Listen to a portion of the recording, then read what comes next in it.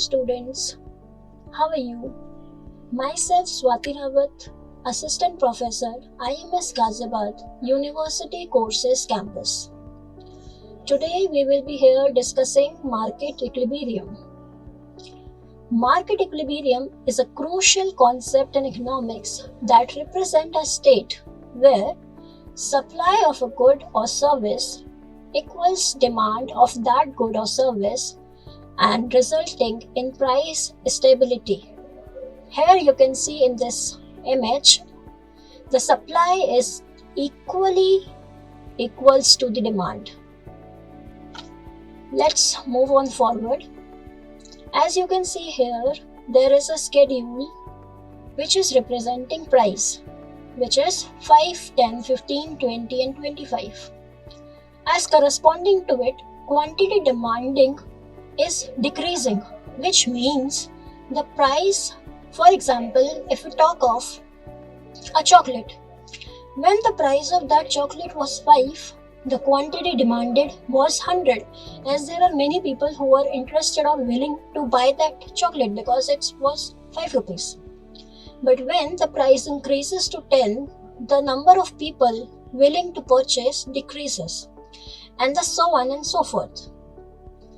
This represents the law of demand, which states there is an inverse relationship between price and quantity demanded. The same you can see in further, when the price again increasing, but what happening? Quantity supply is also increasing. Why it is happening? Because producers are willing to sell more products because they know they will earn more profit.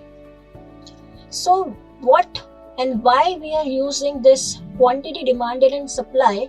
Because demand and supply are the two main forces that helps to determine the price which is to be sold in the market. Here you can see when the price is 15, the quantity demanded is exactly equals to the quantity supply. And when this situation comes, this is known as market equilibrium.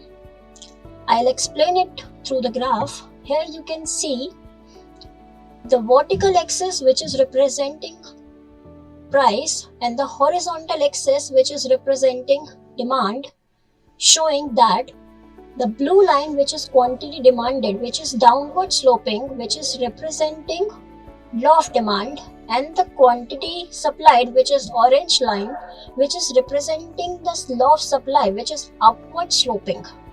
They both are intersecting at a point where the price will be 70, and that's how it's representing that at this particular point of time the market equilibrium is equal. But there are certain forces like taste and preference of goods, like the technology that is coming, like the speculations and expectations that in future the price is going to be up. There are certain, for example, the government interventions. There are certain examples or the certain forces, they cause disbalance. And due to which what happens?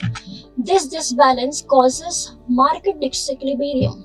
That means what is happening? The demand either increasing or the supply is decreasing, that is causing shortage or the surplus in the market. For example, let's say in this graph, here the equilibrium price, that is the market equilibrium, is at point E, which is representing the price of $1.40. If you will see here, whenever the equilibrium price is increasing, for example, if the price increases to 1.80 above the equilibrium, then what is happening? There is a surplus in the market, which means the surplus, that is the producers, they are very much interested to sell the product, but the consumers are less willing to buy it. And if conversely, when the price is less, that means it decreases to $1.20. So what is happening? The demand is more because consumers are willing to purchase more at less price, but the producers are not able to sell it. So what happens whenever the price increases or decreases from the equilibrium price, the certain market forces cause them to go back or to go forward to the equilibrium point. And that's how the market equilibrium teaches. So, in conclusion, I can say it's a very dynamic concept. It plays in a very real world market.